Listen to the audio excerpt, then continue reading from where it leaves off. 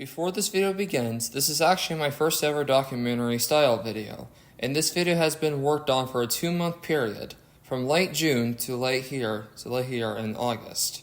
So keep in mind, this is nothing you expect from Werewolf.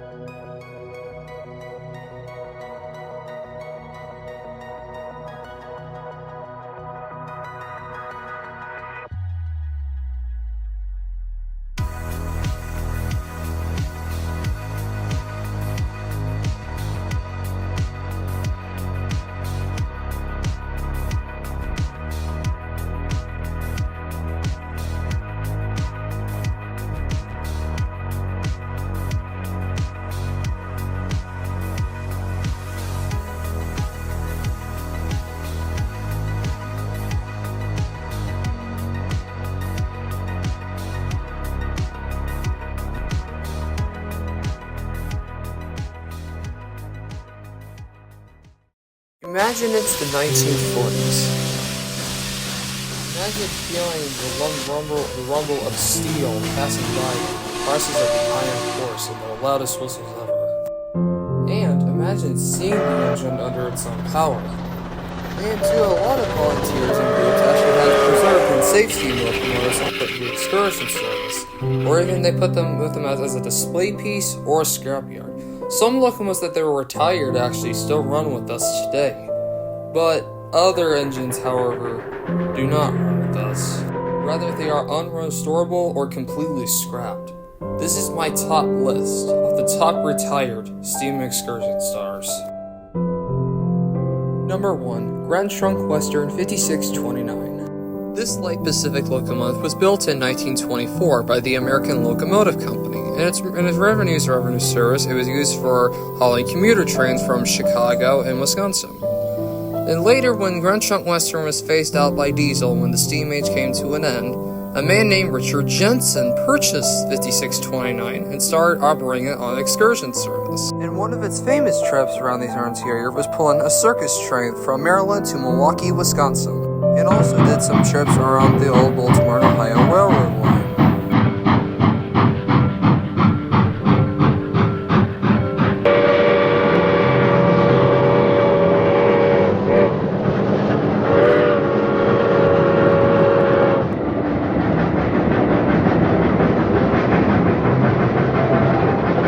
Unfortunately, 5629's luck began to change.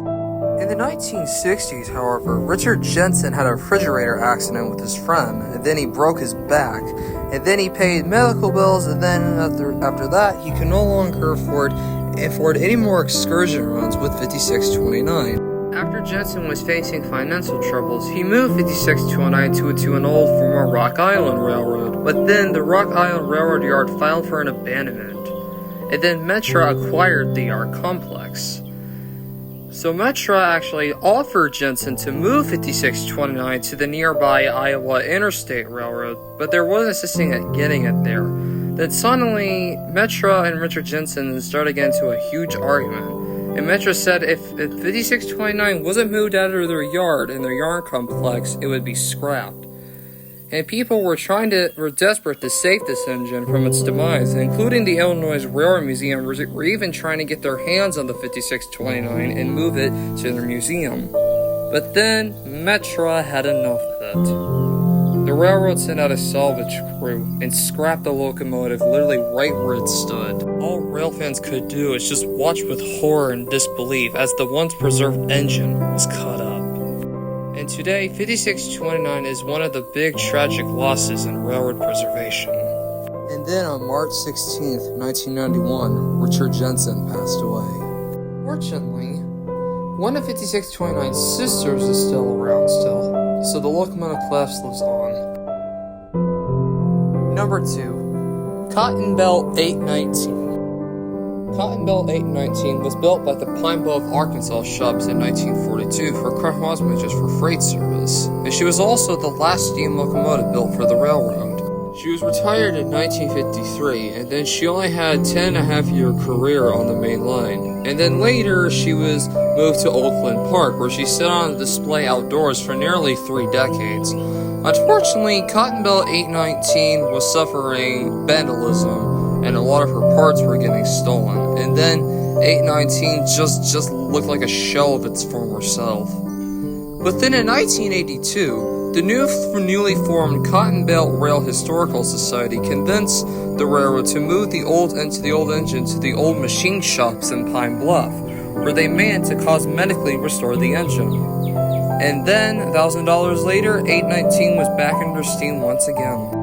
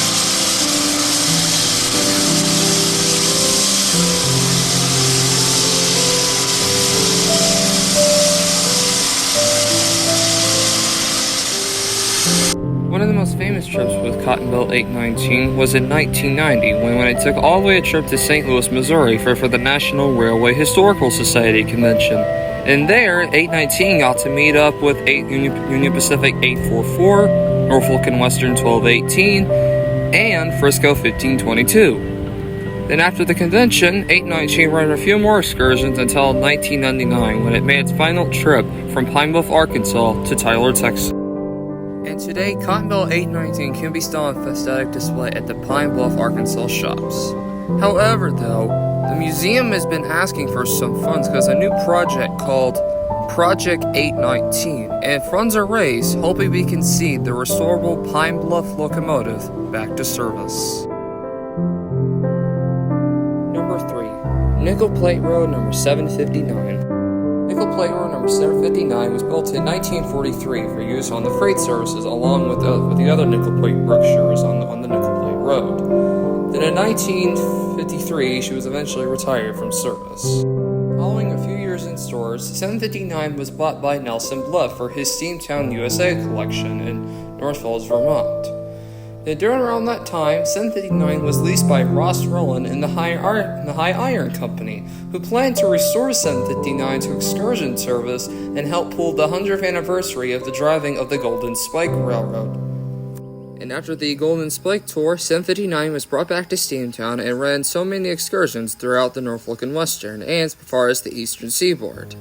After running so many excursion trips, 759 was stored at the Delaware and Hudson's Roundhouse in Port Street, New York. Unfortunately, though, the D&H people didn't drain the boiler properly, and eventually the waters were all left in the boiler, and eventually it froze over the winter, causing the flues to crack. Then after that, Steamtown USA sued the D&H's for the damages. Then Steamtown was trying to get 759 operational again, but however, after a flue failed during a hydraulic test in 1977, it was decided that 759 will remain a sad display at Steamtown. So in the 1980s, she moved with all the rest of the collection to Scranton, Pennsylvania, where currently 759 currently resides there today. Number 4. Northfolk and Western 1218. One of the only Class A 2664 articulated delivered to the Northfolk and Western. 1218 was built in 1943 at the Roanoke shops and start running a whole lot of coal trains from Ohio and different parts of the NNW. And after steam was phased out in the 1960s, 1218 was used as a stationary boiler shop, and then later it was purchased by F. Nelson Blunt for his Steamtown USA collection in North Falls, Vermont. After being displayed for so many years, it was given a cosmetic restoration, and then it was placed back on static display. And then the Northfolk and Western, when they merged with the Southern Railway to create Norfolk Southern, the Southern Railway was looking for a new locomotive for their steam program, because since the Mikados were just a little worthless of running the excursions and people didn't want to see the trains running no more. So the Southern Railway focused on getting the 1218 to get it restored to running condition and attract more people. Then $1 million later, 1218 steamed again.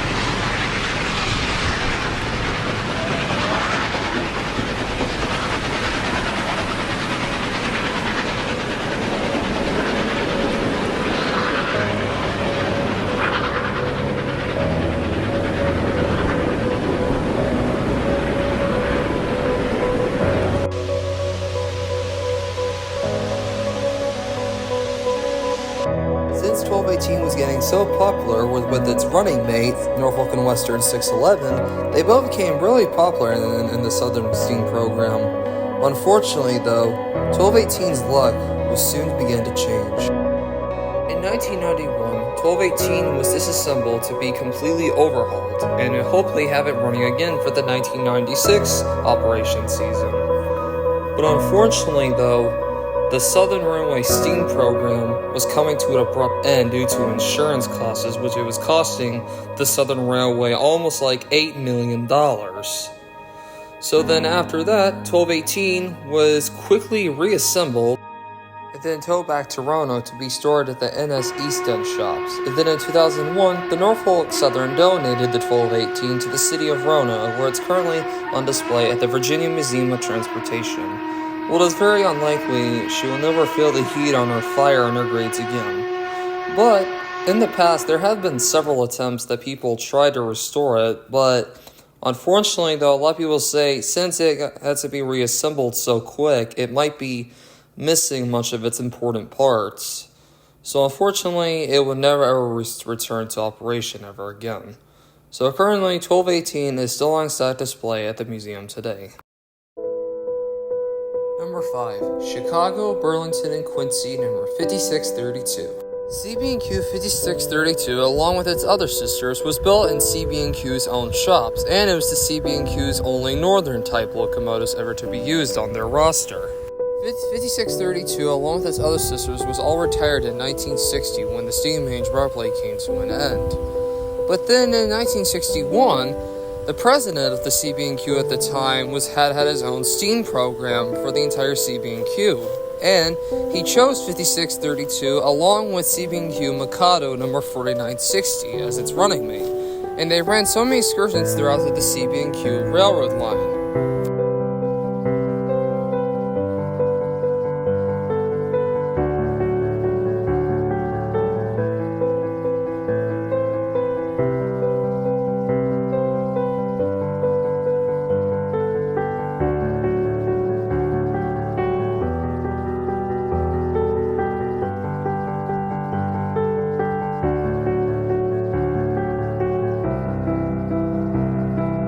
In 1963, CB&Q 5632 was painted gold to celebrate the 100th birthday of the CB&Q.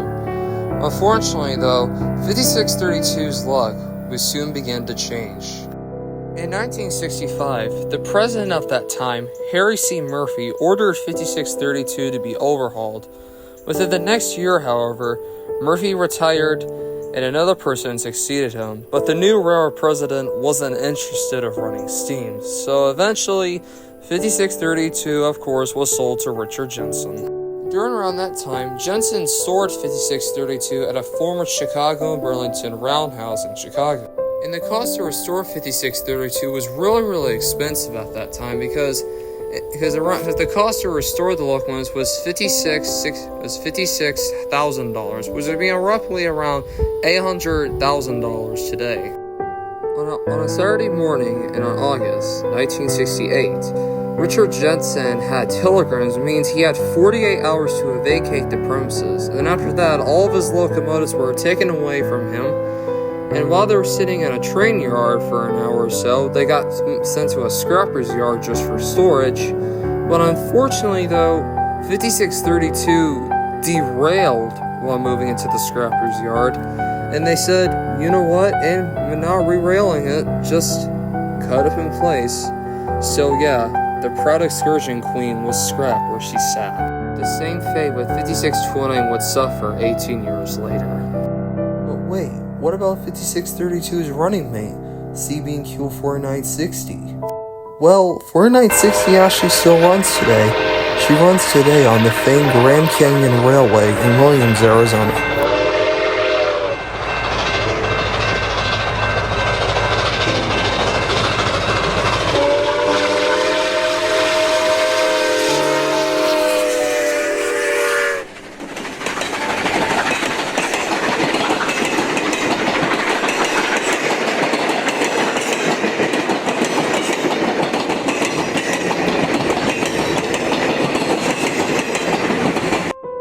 Well, I couldn't fit all some of the steam locomotives here in this one video, so there'll be a part 2 of this video.